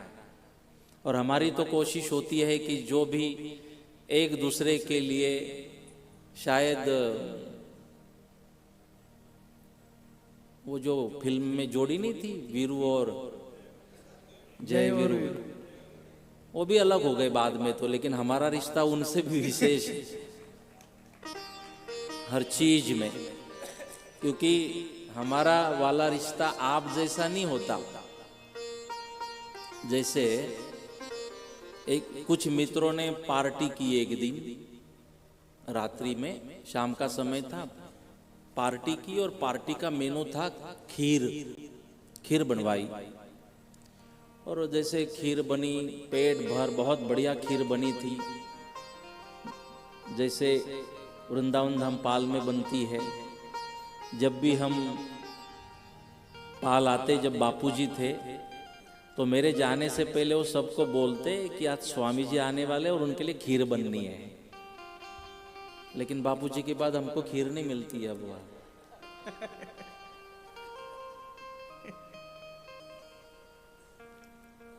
क्योंकि तब खीर खाने का समय भी था, उम्र भी थी। अब डॉक्टर भी मना करता है कि दूध और मीठा कम खाओ। तो बापूजी के समय चाय भी बनती थी, बापूजी नहीं पीते थे, लेकिन हमको पिलाने के लिए हरीश तक ले जाते थे घूमते घूमते, और फिर हरीश को बोलते कि चाय बनाओ। लेकिन बापूजी के बाद कभी हरीश ने मेरे लिए चाय नहीं बनाई। ये बापूजी के लिए कंप्लेंट कर रहा हूं मैं। तो ऐसे मित्र थे, तो पार्टी बनाई, खीर बनाई, शाम को भरपेट खीर खाई, पेट भर। अब थोड़ी खीर बची, तो अब सुबह वो तो खीर तो और भी अच्छी लगती है जब पुरानी होती है। तो सब बोले कि अब ये खीर सुबह कौन खाएगा, थोड़ी सी बची थी, कौन खाएगा सुबह। तो सबने सोचा कि अब सबको तो वो आएगी नहीं, सब खा नहीं पाएंगे। तो नियम बनाया कि चलो अब रात्रि में सो जाओ, और रात्रि में नींद में जिसको अच्छा सपना आएगा वो खीर खाएगा सुबह। बोले ठीक है, सो जाओ, और ढक के रख दी खीर। सब सो गए। सुबह हुई और तीनों के तीनों मित्र बैठ गए कि अब किसको अच्छा सपना आया था। तो पहले को पूछा, भाई आपको कौन सा सपना आया? तो बोले मेरे सपने में तो श्री राम जी आए थे। बोले अच्छा, श्री राम जी आए थे? राम जी का दर्शन हुआ प्रत्यक्ष, और राम जी मुझे अयोध्या भी घुमाने ले गए। बोले अच्छा, बढ़िया सपना आया। दूसरे को पूछा, आपको कौन सपना आया? बोले मेरे सपने में तो श्री कृष्ण जी आए। अच्छा, श्री कृष्ण जी आपके सपने में आए? हाँ। बोले श्री कृष्ण भी सपने में आए और मुझे मथुरा भी घुमाने ले गए थे। हरि शरणानंद जी की भी मुलाकात हो गई वहां पे, तो मुझे कृष्ण भी मिले और वो मथुरा भी मुझे घुमाने ले गए। अब तीसरा पत्ता खुलना था, इसके ऊपर है अभी सपना किसका ग्रेट है। तो तीसरे को पूछा, भाई आपको कौन सपना आया? तो बोले मेरे सपने में तो हनुमान जी आए थे। अच्छा, आपके सपने में हनुमान जी आए थे? बोले क्या कहे? बोले कहाँ घुमाने ले गए? बोले घुमाने तो नहीं ले गए, हनुमान जी प्रकट हो गए, हाथों में गदा थी, और बोले हनुमान जी ने कहा ये खीर पड़ी है ना, खा ले जल्दी से। वो खीर पड़ी थी, तो हनुमान जी ने कहा तू खा रहा है कि मारू गदा? तो बोले आपने क्या किया? दोनों पूछने लगे। बोले मैं खा गया। जाके देखा तो कटोरा खाली था। बोले तो सचमुच खा गया? बोले हनुमान जी जो सामने खड़े थे गदा लेके, खाऊ नहीं तो क्या मार खाऊ? मैंने खा लिया। बोले यार मित्र, ठीक है हनुमान जी सामने खड़े थे, तू खा गया अकेला, लेकिन हमको भी तो देता, थोड़ी थोड़ी हमको भी तो बुलाता। अरे आया था ना बुलाने, आप अयोध्या गए थे और आप तो मथुरा चले गए थे। मेरी तो इच्छा थी आपको भी दूं, लेकिन एक अयोध्या था एक मथुरा था, तो इसमें मेरा क्या दोष है? तो ये मित्रता अलग जो खुद की चिंता करे।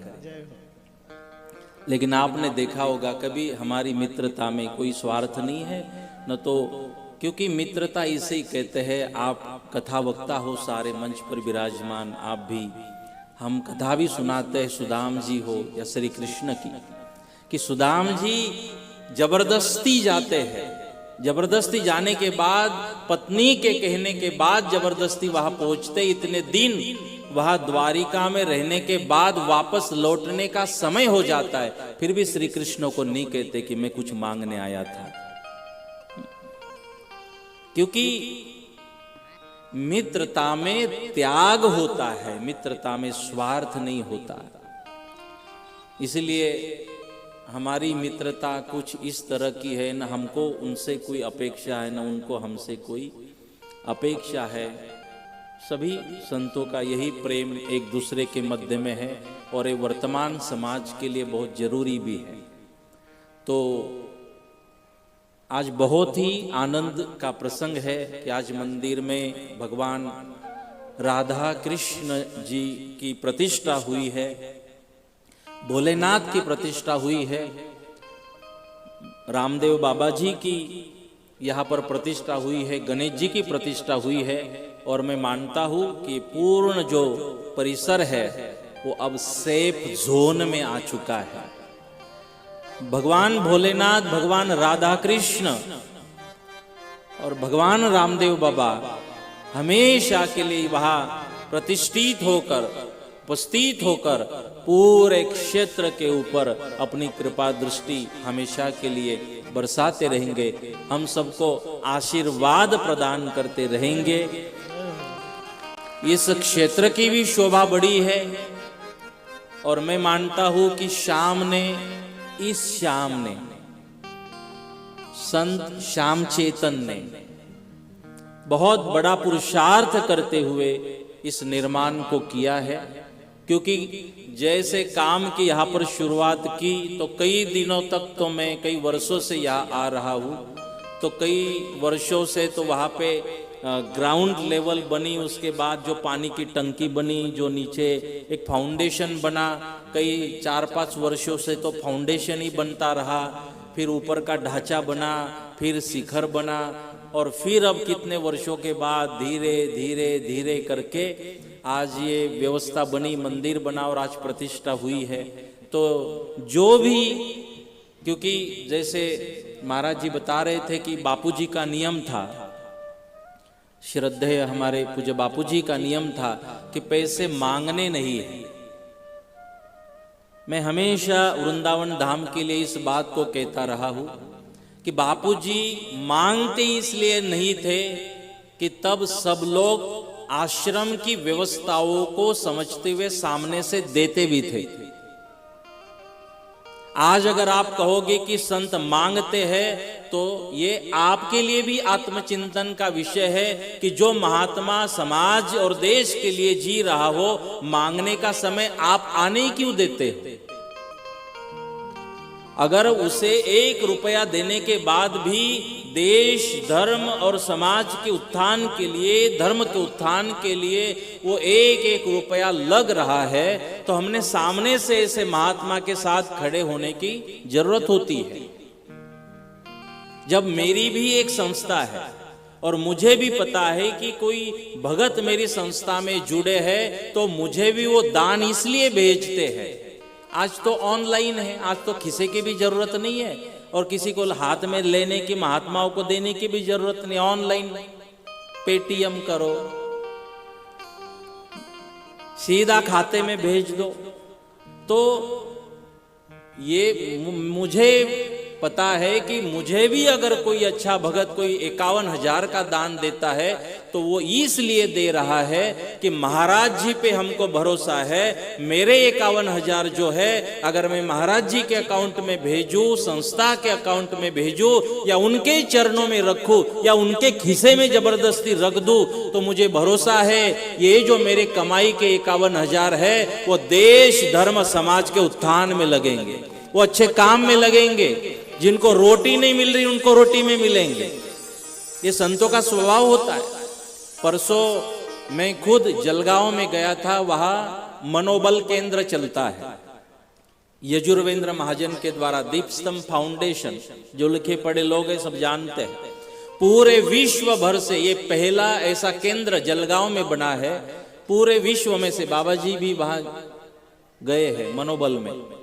वो एक केंद्र ऐसा बना है कि जो दिव्यांग लोग हैं, जो अंधे लोग हैं, जिनको पैर नहीं है, हाथ नहीं है, अच्छी तरह से सुन नहीं पाते, ऐसे लोगों को टेक्निक के द्वारा उनको लिखाया पढ़ाया जाता है। और ये जो दिव्यांग है, जो एक वहां की बहन है, देख नहीं सकती थी, आज वो कलेक्टर है और कलेक्टर की सेवा में है, जो देख नहीं पाती दोनों आंखों से।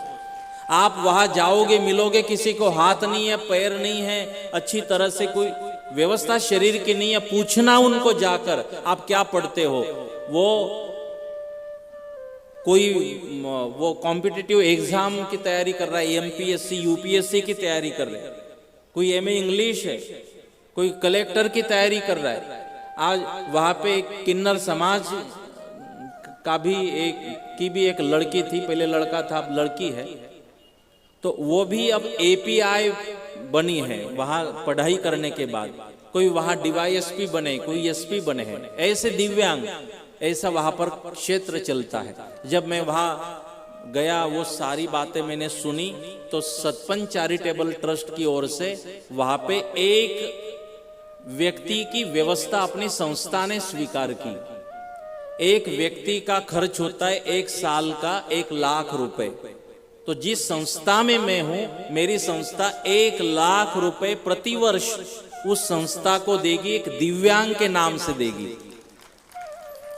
मैंने एक उदाहरण इसलिए बताया, ऐसी जो भी संस्थाएं, जो भी महात्मा है, जो भी धार्मिक स्थलों में विराजमान है, अगर इस देश को कोरोना के समय भूखे लोगों को रोटी खिलाने का जिन्होंने काम किया होगा ना, वो मेरे हिंदू धर्म के मंदिरों ने किया था, महात्माओं ने किया था। उन दिनों भी तो मंदिरों में 1-1 रुपया जो चढ़ता है, साधुओं के चरणों में चढ़ता है ना, वो देश धर्म और समाज के ही काम आता है। वो किसी भूखे को रोटी खिलाने में काम आता है, वो किसी प्यासे को जल पिलाने में काम आता है। इसलिए बापूजी का नियम था, स्पर्श नहीं करना है, मांगना नहीं है, और किसी को मांगा भी नहीं उन्होंने, और इतना विशाल कार्य उन्होंने धर्म का चलाया था। और अभी भी मैं बापूजी के समय से जुड़ा हूं। आज वर्तमान में भी पूजनीय बाबा जी किसी को 1 रुपया नहीं मांगते। जरूर हर महीने संकल्प करेंगे बड़ा बड़ा, और बीपी बढ़ाएंगे अपना भी और ब्रह्मचारियों का भी और साधक परिवार का भी, कि चारुकेश्वर में भगवान भोलेनाथ का मंदिर बनवाना है, कन्नड़ में भगवान का इतना बड़ा मंदिर बनवाना है, वहां पे भी अंबा में भी ऐसे बनवाना है, वहां भी आदिवासी सम्मेलन भी करवाना है, वहां भी वो मथुरा में भी कथा का आयोजन करना है। अलग अलग संकल्प करते रहेंगे, लेकिन मैंने उनको खुद कभी मांगते, किसी को जबरदस्ती करते हुए नहीं देखा। 11,000 नहीं तो 51,000 दे, लेकिन वो नहीं मांगते, इसका मतलब ये नहीं है कि बाबा जी नहीं मांगते तो हम न दे। ये हमारी जिम्मेदारी बनती है कि हम गृहस्थाश्रमी हैं, तो हम अपने भी जो कमाई है वो अच्छे कामों में, धर्म के, देश के काम में लगे, तो यथा योग्य हम कुछ धर्म के कार्यों में दक्षिणा देते रहे और धन शुद्धि करते रहे। ये हमारी भी जिम्मेदारी बनती है। तो इसीलिए, और आप सब लोग मुझे भी जानते हो, कोई महात्मा, बापूजी नहीं, आज वर्तमान में भी कोई महात्मा किसी से कोई 1 रुपया नहीं मांगता। अगर आप समझदारी से सेवा करो तो। हमने भी फैजपुर में जो भी निर्माण कार्य किया, जो सम्मेलन किए, उसमें तो हमने जाहिर में बताया कि 1 रुपया हमने किसी से, हमने खुद नहीं मांगा 1 रुपया किसी से। आज भी मेरी संस्था में 1 रुपया मैं न लेता हूं खुद, न 1 रुपया किसी को देता हूं। संतों का यही स्वभाव हमेशा के लिए रहा है। संत इस देश के लिए, धर्म के लिए और समाज के लिए समर्पित है, इसलिए वो पूजे जाते हैं। तो हम भी कोशिश करते रहे। श्याम जी ने, संत श्री श्याम चैतन्य जी ने पुरुषार्थ किया, 1 रुपया भी अपने पास नहीं था। यहाँ पे जंगल में वो आए, यहाँ अपनी छोटी सी कुटिया बना के धर्म कार्य उन्होंने शुरू किया। और आज का समय है संतों के आशीर्वाद से और आप सभी गृहस्थाश्रमियों के सहयोग से, दान से, यहाँ पर श्याम चैतन्य जी ने एक बढ़िया सा सुंदर सा मंदिर यहाँ पर बनवाया। भगवान का भगवान के मूर्ति की स्थापना यहाँ पर की है, तो जितनी शुभकामना और जितने आशीर्वाद श्याम चैतन्य जी को हम दे वो कम है। तो बहुत मैं सराहना संत समाज की ओर से श्याम चैतन्य जी के लिए करता हूँ, बहुत साधुवाद श्याम चैतन्य जी के लिए देता हूँ कि उन्होंने पुरुषार्थ किया, उन्होंने अपने परिश्रम किए, अपने खुद अपने स्वभाव से, सत्संग के माध्यम से, अच्छे कर्मों के माध्यम से, जब यहाँ पे उसके खाने की दिक्कत थी, खुद के व्यवस्थाओं की दिक्कत थी, आश्रम की दिक्कत थी, लेकिन हमेशा मैं साक्षी रहा हूँ। वो यहाँ के अलग अलग तांडों में गए, उनके वस्त्रों की चिंता की, उनके भोजन की चिंता की, अलग अलग सोशल वर्क उन्होंने श्याम चैतन्य जी ने इसके साथ साथ में किया। तो वो सराहनीय है और हमें बहुत प्रसन्नता है कि हमारे साथ वाले जो संत है वो इस तरह का राष्ट्र कार्य, धर्म कार्य, समाज कार्य कर रहे हैं और जीरो से पूरा विश्व बनाने की कोशिश कर रहे हैं। तो हमारी पूरी शुभकामना, हमारे आशीर्वाद श्याम चैतन्य जी के साथ में है। मैं आह्वान करूंगा, पहले दिन मैंने कार्यकर्ताओं को कहा था, मेरे पास भी आए थे फैजपुर, निमंत्रण देने आए थे कि आपको 5 दिन सम्मेलन में रहना है। तो मुझे जानकारी होने के कारण शुरुआत मैंने आपसे की थी और मैंने कहा था कि मैं तो 5 दिन उपस्थित भी रहूंगा और मेरी भी जिम्मेदारी बनती है कि मेरे समकक्ष कोई संत अगर ऐसा कोई पुरुषार्थ करता हो तो मैं उसके साथ में खड़ा रहूं। तो 51,000 की शुरुआत मैंने करी थी महोत्सव की अपनी संस्था की ओर से, और फिर सभी कार्यकर्ताओं का आह्वान किया था, मंदिर बनाने के लिए बन जाता है वो बनेगा, लेकिन बाद में उसकी व्यवस्थाओं को चलाने के लिए भी फंड की जरूरत होती है, निधि की जरूरत होती है, पैसे का ढोंग नहीं किया जाता। अगर वहां पे कई व्यवस्थाएं भी होती है, महात्माओं का आना जाना भी होता है, भगवान का भोग होता है, सारी व्यवस्था होती है। तो इस महोत्सव में मैं आह्वान आप सबसे करूंगा, क्योंकि न मांगने का संकल्प बाबा जी का है, मेरा नहीं है, वो नहीं मांगेंगे, श्याम चेतन भी हिम्मत नहीं करेंगे कि मांगे, लेकिन अगर मुझे विश्वास है और मेरा स्वभाव है, मैं अगर मांगू भी और आपको आग्रह भी करूं, मेरा संकल्प बस इतना है कि मैं मांगूंगा जरूर, लेकिन अपने लिए नहीं और किसी के लिए मैं जरूर मांगूंगा, संकल्प मेरा भी है। तो मैं आह्वान करता हूं कि 5 दिनों का ये महोत्सव है, इतना यज्ञ याग चल रहा है, हम भी गिली हरी बने, यथा योग्य तन मन धन से समर्पित भाव से हम जब कोई महात्मा लगाए, देश धर्म और समाज की सेवा में, उत्थान में लगाए, तो हमने समाज ने भी उस महात्मा के साथ खड़े रहना, उसको बल देना, हमारी भी सबकी जिम्मेदारी बनती है।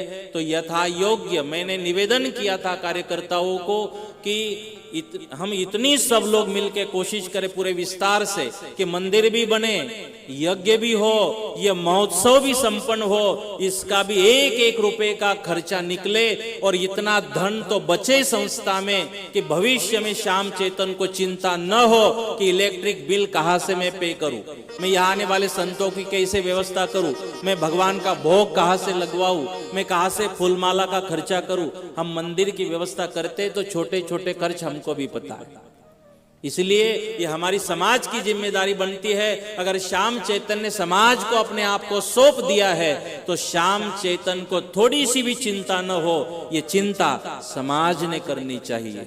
जब कोई महात्मा समाज के लिए जी रहा हो, जब उसकी श्वास समाज के लिए चल रही हो, जब उसकी धड़कन समाज के लिए चल रही हो, जब वो समाज की चिंता कर रहा हो, तो समाज ने संत की चिंता करने की जरूरत है। वो बात अलग है कि भगवान चिंता करते हैं, भगवान को चिंता होती है। कुछ लोग ये बहाने बनाते हैं जिसको कुछ करना न हो, भगवान है ना, सब देख लेंगे, वो तो देख लेगा, तू तेरी जिम्मेदारी देख। भगवान तो 1 कदम हम बढ़ते तो भगवान तो 10 कदम बढ़ते, भगवान को कहने की जरूरत नहीं पड़ती। केवट की नौका में बैठने के बाद आइडेंटिटी नहीं बताई, मैं राजपुत्र हूं, भगवान ने केवट को भी पूछा था कितना हुआ बता। ये तो भगवान का स्वभाव है, किसी का फोकट में नहीं लेते, वो जरूर देते हैं। आज श्याम ने अगर ये पुरुषार्थ किया होगा तो श्याम का भी भगवान फोकट में नहीं लेंगे, देंगे श्याम को आशीर्वाद। भगवान किसी का रखते नहीं है, लेकिन हमारी भी सबकी कोई जिम्मेदारी बनती है कि ऐसे हमारे महात्मा के साथ हम खड़े रहे। हम महात्मा के सपोर्ट में रहे और धर्म को, देश को, समाज को मजबूत बनाने की कोशिश करते रहे। ये हम सब की जिम्मेदारी बनते है। आज कल वैसे शोभा यात्रा हुई, कल से महोत्सव की शुरुआत हुई, आज का ये दूसरा दिन है और 3 दिन, 2 दिन शेष है। आज तीसरा दिन है। हाँ, मैं कल आया नहीं था इसलिए दूसरा लगा। परसों शोभा यात्रा थी, कल का एक दिन था, आज का तीसरा दिन है। कल भी यज्ञ हवन भी होगा और कल दोपहर बाद यहाँ 1 बजे से सत्संग भी होगा। तो आए हम सब श्याम चैतन्य जी के साथ मिलकर देश को, राष्ट्र को, धर्म को और समाज को, इस धर्म कार्य को मजबूत बनाने की कोशिश करते रहे और गिलिहरी बन हम अपनी भूमिका को निभाते रहे। तो इन्हीं शुभ कामनाओं के साथ मैं आपका भी सबका धन्यवाद करता हूँ और मैं जिन्होंने सहयोग इस पूरे आयोजन में दिया, मैं उनका भी धन्यवाद करता हूँ तन, मन और धन से। जिन्होंने श्याम चैतन्य जी को सहयोग दिया, मैं उनका भी संत समाज की ओर से, हम सब की ओर से धन्यवाद करता हूँ। उनको भी मैं आशीर्वाद देता हूँ और आप सब के लिए भगवान के पास मंगल कामना करता हूँ कि भगवान आप सबका कल्याण करे, आप सबका मंगल करे और आपके हाथों से ऐसा ही धर्म कार्य निरंतर होता रहे। आप भगवान को भूले नहीं और भगवान का भजन निरंतर आप सबके द्वारा होता रहे। इन्हीं शुभ कामनाओं के साथ मैं अपने वाणी को विश्राम देता हूँ। जय श्री राम, जय श्री कृष्ण।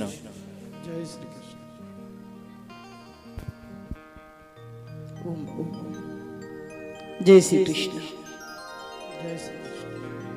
धन्यवाद महाराज जी, आपने इस आयोजन के तीसरे दिन क्या है हमारा धर्म, क्या है हमारा चिंतन, क्या है हमारा कर्तव्य, सिर्फ हम भावना में ही न रहे, भावना के बाद हम अपना कर्तव्य भी निश्चित करें कि हमें करना क्या है। हमारे मंदिर, हमारे आश्रम, हमारे तीर्थ, हमारी जवाबदारी कि हम उन्हें किस प्रकार से सुंदर बनाएं, किस प्रकार से उनकी व्यवस्था करें, किस प्रकार से उससे और आगे बढ़ाएं। पूज्य महाराज जी ने बहुत अच्छे तरीके से कि सब भगवान करेगा वो तो करते ही हैं, लेकिन हमें भाग्य मिला है, हमें अवसर मिला है, हम इस अवसर को साध लें। मैं ज़्यादा न कहूँ, समय हो गया। मैं पूज्य बाबा जी से ही प्रार्थना करूं कि आप इस कार्यक्रम के अध्यक्ष हो, आपके बोलने बगैर कार्यक्रम पूरा होगा नहीं। तो आपको भले ही कुछ समय, लेकिन आप भी अपनी अमृतवाणी से हम सभी को लाभान्वित करें। श्रद्धेय बाबा जी।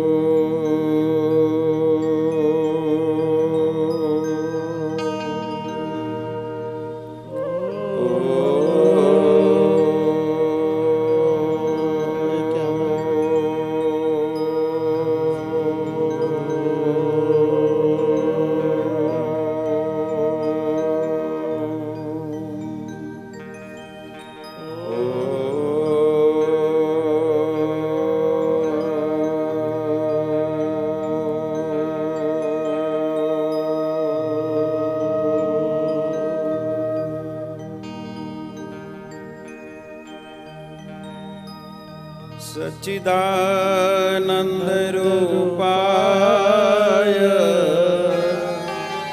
विश्वोत्पत्त्यादि हेतवे तापत्रय विनाशाय श्री कृष्णाय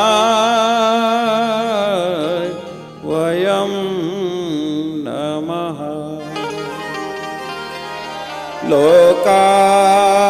लोकाभिरामं रणरंगधीरं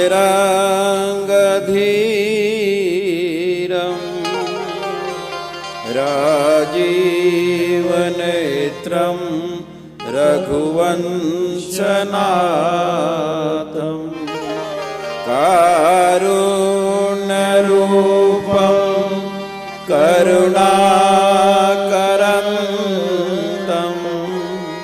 श्रीरामचन्द्रं शरणं प्रपद्ये। राम कहूँ कि राम दे और हीरा कहूँ कि लाल, जाने मिलिया बाबा राम वाने की नान्या लीलो घोड़ो नवलखिया जारे मोत्या जड़ी लगा बिंद बरण सोहे धनी मारा रणु चेरा गुरुर ब्रह्मा गुरुर्विष्णु गुरुर्देवो महेश्वरा गुरुर्साक्षात् परब्रह्म तस्मै श्री गुरवे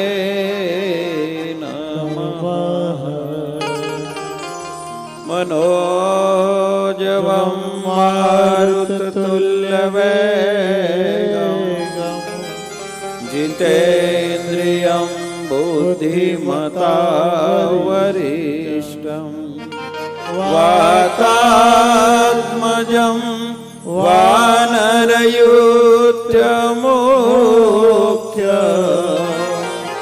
श्रीरामदूतं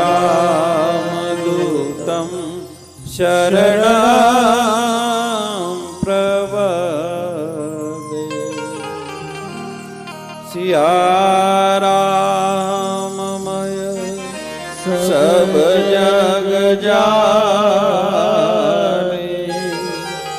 करहु प्रणाम जोरी जुग पाए, करहु प्रणाम जोरी जुग पाए। 2 मिनट भगवान का कीर्तन करेंगे, केवल 2 मिनट। हरे राम राम राम हरे हरे, हरे कृष्ण कृष्ण कृष्ण हरे हरे, हरे राम सब लोग बोले 2 मिनट तालियों के साथ। हरे कृष्ण कृष्ण कृष्ण हरे हरे राम राम राम हरे हरे, हरे कृष्ण कृष्ण कृष्ण हरे हरे, हरे राम राम राम हरे हरे, हरे कृष्ण कृष्ण कृष्ण हरे हरे, हरे राम राम राम हरे हरे, हरे कृष्ण कृष्ण कृष्ण हरे हरे, ओ हरे राम राम राम हरे हरे,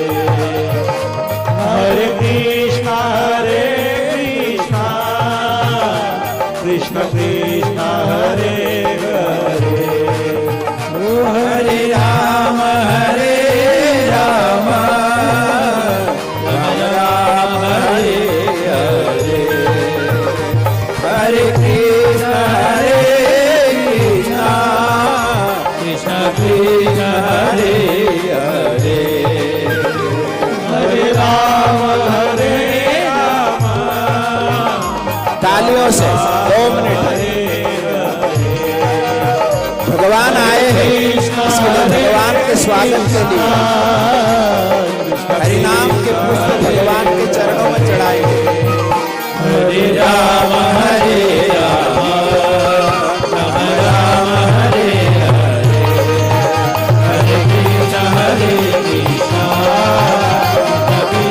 हरे हरि बोल हरे राम राम राम हरे हरे हरे कृष्ण कृष्ण कृष्ण हरे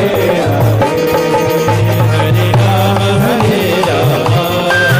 राम राम हरे हरे हरे कृष्ण कृष्ण कृष्ण हरे हरे हरे राम राम हरे हरे हरे कृष्ण कृष्ण कृष्ण हरे हरे गोपाल कृष्ण भगवान की जय, श्री रामचंद्र भगवान की जय, श्री रामदेव जी भगवान की जय, सदगुरु भगवान की जय, श्री हनुमान जी महाराज की जय। ओ नमः पार्वती पते हर हर महादेव। परम पूजनीय अर्चनीय वंदनीय प्राप्त सुनने गुरुदेव भगवान के चरणों में प्रणाम एवं मंचस्थ विराजमान मेरे परम मित्र आचार्य महामंडलेश्वर स्वामी जी महाराज, नाम आप जानते हो, और आदरणीय मेरे परम मित्र स्वामी विशुद्धानंद शास्त्री जी महाराज एवं इस कार्यक्रम के अध्यक्ष आदरणीय श्री श्याम चेतन जी महाराज, जो इस कार्यक्रम के अध्यक्ष है, और साथ में ये आदरणीय हमारे दिव्य चेतन जी महाराज बैठे हैं, और नीचे भी हमारे आश्रम के शिव चेतन जी, नवनीत चेतन जी, राम शरण चेतन जी, हरीश चेतन जी, और हम सबसे ज़्यादा दूर से आए हैं मथुरा से। जो मथुरा का राजा यहाँ पर आके बैठा है, कहाँ पर? चैतन्य धाम में। उस धाम से, मथुरा से आदरणीय हमारे हरिशरणानंद जी महाराज और सभी संतजन, आप सबको मेरा प्रणाम, और आप सभी भाई बहनों को भी मेरा प्रणाम। मेरे भाई बहन, आज इस चैतन्य धाम में हम देख रहे हैं कि कहीं हमारे श्याम चेतन जी की कहीं बरसों की तपस्या जो आज पूरी हो गई, यूं समझो, क्योंकि साधु की इच्छा, साधु इच्छा वही करता है जो जगत हित के लिए रहे और अपने प्रभु के प्रति साधक की प्रीति होती है। उसका ये सूचक है कि वो साधक भगवान से कितनी प्रीत करता है कि अपने प्रभु को वो पदार्पण किया आज। तो इनकी आज कहीं बरसों की तपस्या, साधना, और मेरे गुरुदेव की तरफ से उनको बहुत बहुत आशीर्वाद कि आज इस चैतन्य धाम में भगवान विराजमान हुए। मूर्ति प्राण प्रतिष्ठा भगवान श्री रामदेव जी बाबा, राधा कृष्ण, भगवान भोलेनाथ, गणेश जी। धीरे धीरे मना धीरे सब कुछ होय, पानी सींचे सो घड़ा तो ऋतु आए पढ़ो।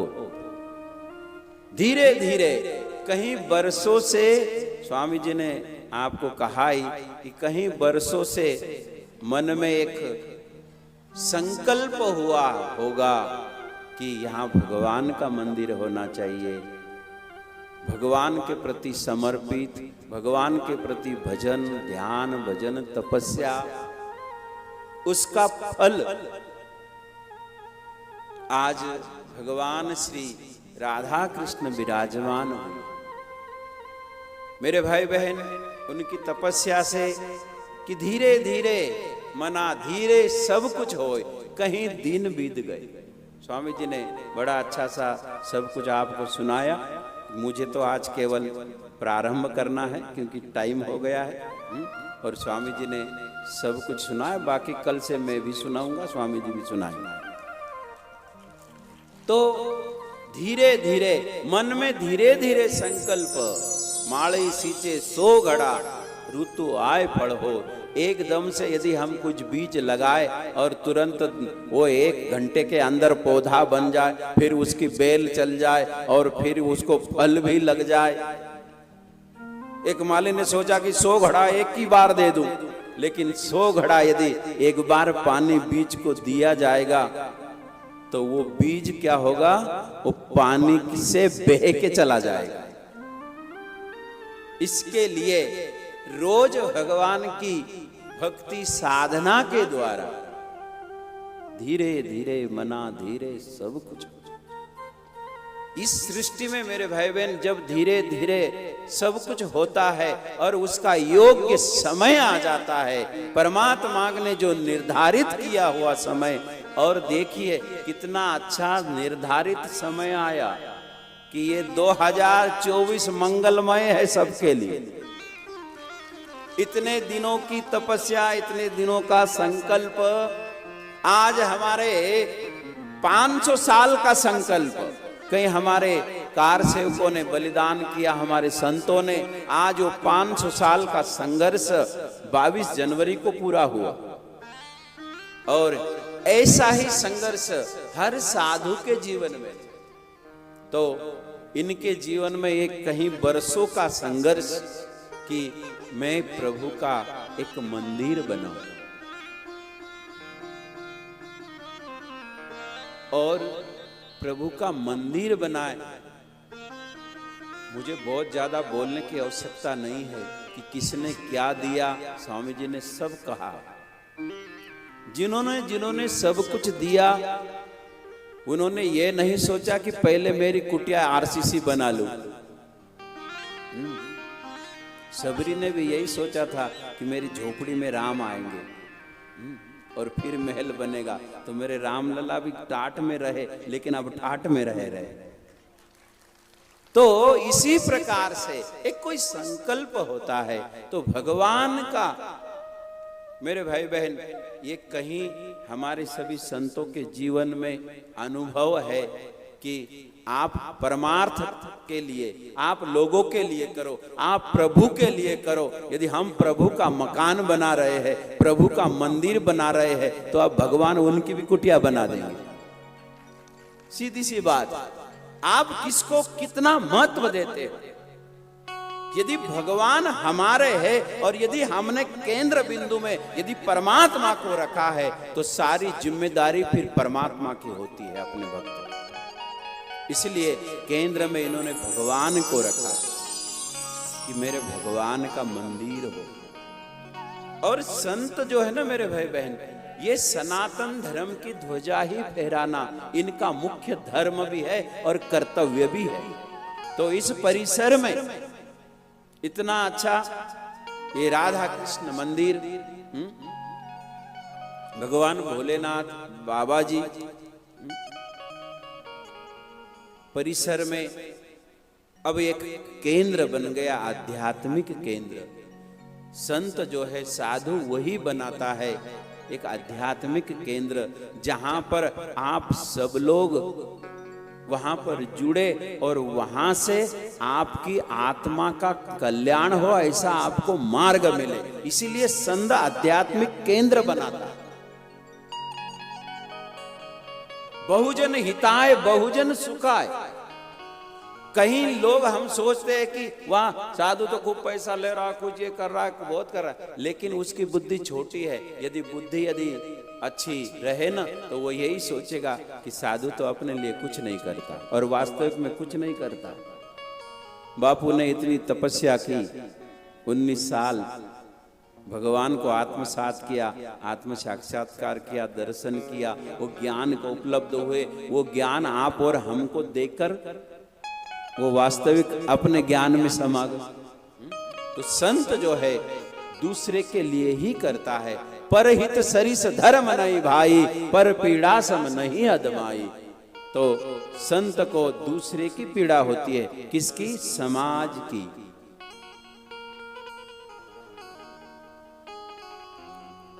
भगवान गौतम बुद्ध जा रहे थे तो जाते जाते पहाड़ जल रहे थे, तो अपने शिष्यों से कहा, जलता शिखर अग्नि जैसे, बस सारा संसार जलता वैसे।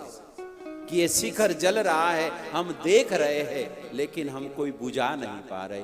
लेकिन संत जो है उस शिखर को बुझाने का प्रयास करता है। कौन सा? कि सारे लोग इस संसार में जल रहे हैं, सब ओर से इनको आग की लपेटे ले रही है, इनको शांति और शीतलता कहाँ महसूस होगी? तो मंदिरों में, संतों के चरणों में, आध्यात्मिक केंद्रों में आदमी को शांति की उपलब्धि होती है। इसलिए संत लोग जो है आश्रम मंदिर बनाते हैं। इसलिए मेरे भाई बहन, इनको बहुत बहुत मेरी ओर से भी, क्योंकि गुरुदेव का आशीर्वाद तो है ही है, लेकिन मैं बड़ा होने के मैं भी आशीर्वाद देने के काबिल रखता हूं, तो मैं भी इनको बहुत बहुत आशीर्वाद देता हूं कि भगवान हमसे ये अच्छा आध्यात्मिक कार्य और आपसे कराते रहे और आप करते रहे। क्योंकि समय बहुत ज्यादा हो गया है, क्योंकि आज सत्संग का पहला दिन है, कोई 3 दिन से है, कोई बात नहीं, लेकिन कल से पुनः सुबह यानी दोपहर में यहाँ पर आपको 12:30 बजे आ जाना है। 1 बजे से कल सत्संग होगा, 4 बजे तक कल भी होगा और परसों संत सम्मेलन भी है। परसों भी आशीर्वाद मिलेगा ही, दर्शन भी होगा। तो इन्हीं शब्दों के साथ मैं मेरी वाणी को विराम करूं और अब 2 मिनट कुछ सूचना वगैरह देना है क्या? पहले सूचना दे दो, फिर संकीर्तन और आरती। कीर्तन भी हो गया, बस आरती कर ले। 2 मिनट सूचना सूचना देनी है श्याम चेतन। कल की और परसों की भी दे दो, परसों के बारे में बता दो टाइम टेबल। आगामी कार्यक्रम की पूरी सूचना सही तरीके से महाराज जी ही दे पाएंगे, उन्हीं से प्रार्थना करूं पूरी रूपरेखा सूचना आप सभी को दे। जय श्री कृष्ण। जय श्री कृष्ण। ओ, आपकी गलती नहीं, अभी ज्यादा समय हो गया ना तो भूख लगी होगी अभी, लेकिन चिंता मत करो, यहाँ से उठे कि भोजन की व्यवस्था है। राजू ध्यान दे, उधर भोजन की व्यवस्था हो तो हमारी तरफ इशारा कर देना, वैसे भोजन के लिए तैयारी है ही उधर। तो भी कल वैसे यज्ञ नारायण भगवान तो चल ही रहे हैं, कल फिर 12 बजे से 4 बजे तक सत्संग रहेगा। परसों संत सम्मेलन है सुबह 10 बजे से 1 बजे तक करीबन। और आज रात्रि में हमारे जगदीश चौहान जो इंडियन आइडल के 2nd विनर रहे, उपविजेता रहे हैं, उनकी बहुत सुंदर भजन संध्या है।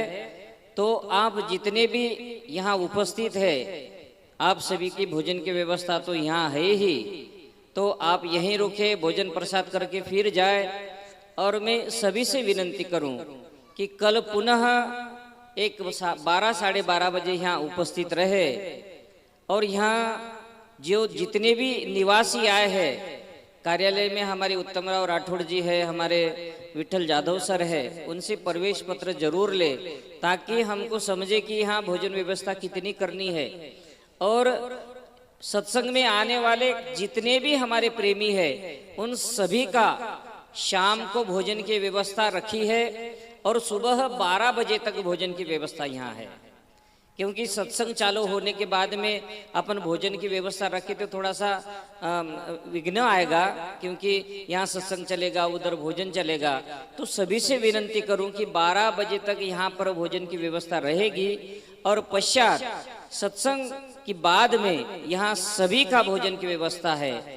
और जो आए प्यार से यज्ञ नारायण के दर्शन करे। आहुति यहाँ चल रही, जिनको भी यज्ञ नारायण भगवान में बैठना है वो अवश्य बैठे, क्योंकि इतना बड़ा विष्णु महायज्ञ शायद होना बड़ा मुश्किल होता है। बाबा जी ने काफी कुछ कहा। और आज अखंड कीर्तन, जो मेरे प्रेमी भाई लोग यहाँ मुक्काम है वो सभी अखंड कीर्तन में अपनी सेवा जरूर दे, क्योंकि हमको 5 दिन तो थे प्रोग्राम के, अभी सिर्फ 3 दिन है हमारे पास में। 3 दिन भी है, अभी 2 ही दिन रहे हमारे पास में, आज की रात और 2 दिन। 2 आखिरी दिन तो अपना आधा दिन ही माने जाएगा। तो आखिरी दिन सभी के लिए, वैसे भंडारा तो अखंड ही है।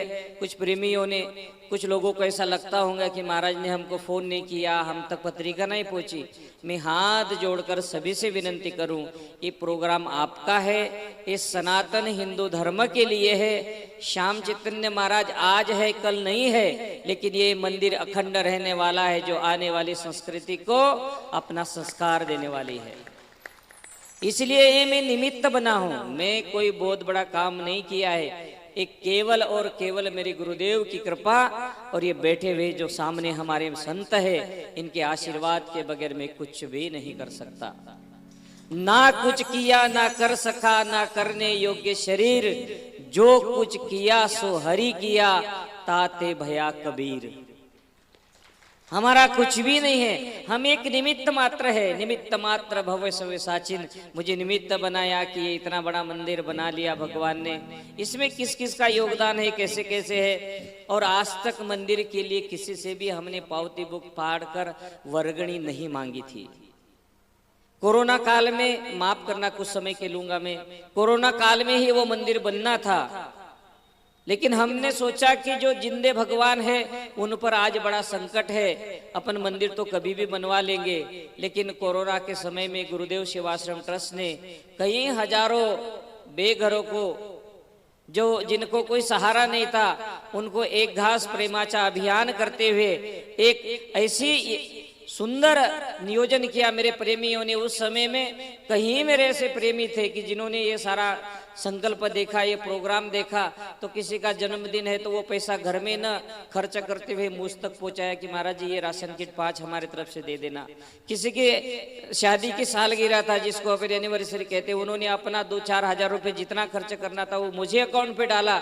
और गौर गरीबों की सेवा करने का जो अवसर मिला वो बोलना नहीं चाहिए, लेकिन गुरुदेव सेवा आश्रम ने करीब 14 से 15 लाख रुपए का राशन किट गौर गरीबों तक पहुंचाने का सेवा कार्य किया।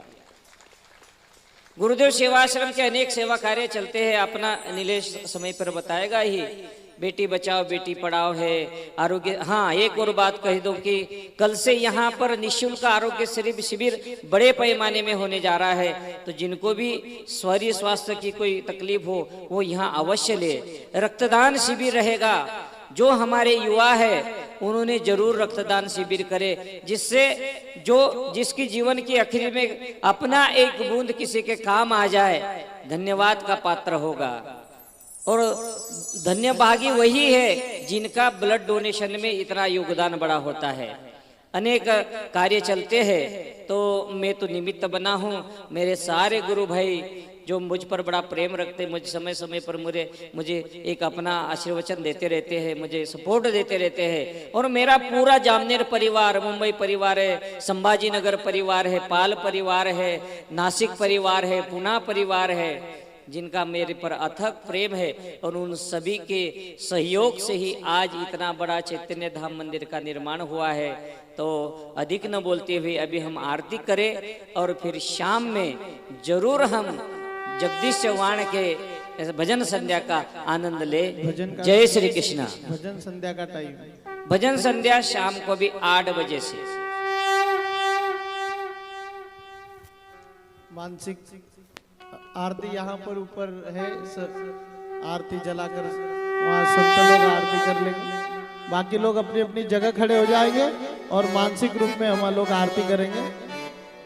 ओम ज्योत से ज्योत जगाओ, सतगुरु ज्योत से ज्योत जगाओ, मेरा अंतर तिमिर मिटाओ, सतगुरु ज्योत से ज्योत जगाओ।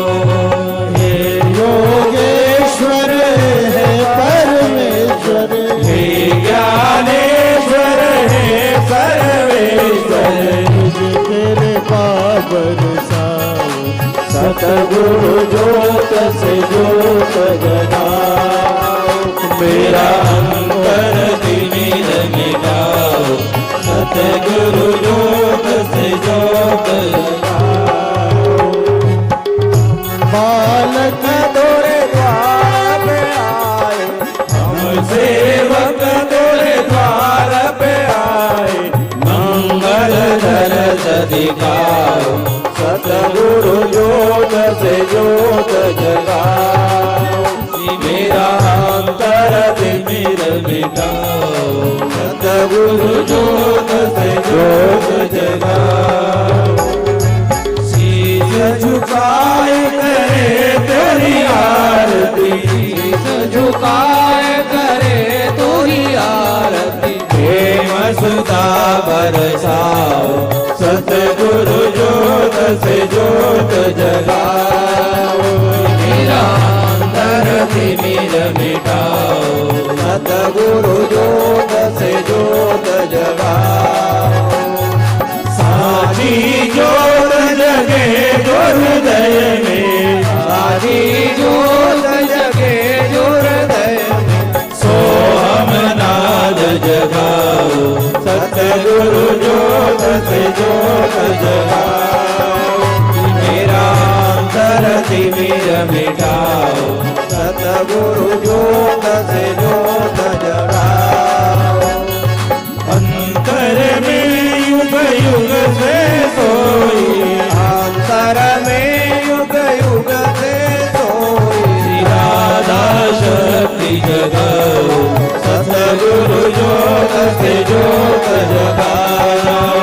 मेरा अंतर तिमिर मिटाओ, सतगुरु ज्योत से ज्योत जगाओ। जीवन में श्री हरि अविनाशी, जीवन में सतगुरु अविनाशी, जीवन में कुछ बाबू अविनाशी, शरण शरण लगाओ, सतगुरु ज्योत से ज्योत जगाओ। मेरा अंतर तिमिर मिटाओ, सतगुरु ज्योत से ज्योत जगाओ। तिमिर मिटाओ, सतगुरु ज्योत से ज्योत जगाओ। कर्पूर गौरम करुणावतारम, संसार सारम भुजगेन्द्रहार, सदा वसंतम हृदयारविंदे, भवं भवानी शरणं नमामि। मंगलम भगवान विष्णु, मंगलम गरुड़ध्वज, मंगलम पुंडरीकाक्षो, मंगलाय तनोहरि, सर्वमंगल मांगल्ये शिवे सर्वार्थ साधिके, शरण्ये त्र्यंबके गौरी, नारायणी नमोस्तुते, नारायणी नमोस्तुते, नारायणी नमोस्तुते। श्री गोपाल कृष्ण भगवान की जय, श्री रामदेव जी भगवान की जय, उमापति महादेव की जय, पूज्य बापूजी महाराज की जय, सब संतन की ओम नमः पार्वती पते, हर हर महादेव। जय श्री कृष्ण। अभी सभी लोग शांति से प्रसाद ग्रहण करेंगे और हमारे युवा जो टीम है वो वहां परोसने की सेवा करे। जिनको महाराज जी ने जवाबदारी दी है वो ध्यान से। संतों को कोई भी जाते समय संतों को पैरों को हाथ न लगाए। इधर गाड़ियां इधर ले आओ, ड्राइवर को बोलो गाड़ी इधर इधर इधर ले आओ गाड़ी, दोनों तीनों गाड़ी इधर ले आओ, यहीं से चले जाएंगे। आश्रम के संत सभी अपने अपने गाड़ियों में बैठेंगे। तीसरा नजरे मिलाना दिल दीवाना हो गया। सगळ्या माझ्या माता भगिनींना विनंती आहे की उद्या तर आपण येणार आहोतच, पण आपल्या शेजारी पाजारी आपले नातेवाईक, आपले मित्र, आपल्या सगळ्या नातेगोत्यांना सोबत आपल्याला घेऊन यायचं आहे। आणि कार्यालयामध्ये ज्या भाविक भक्तांना देणगी द्यायची असेल त्या भाविक भक्तांना कार्यालयामध्ये देणगीची व्यवस्था आपण केलेली आहे। ज्यांना देणगी फाडायची असेल त्यांनी अवश्य त्या ठिकाणी देणगी द्यावी। उद्या येताना आपण जास्तीत जास्त संख्येने यावं। संतांचं अमृत वचन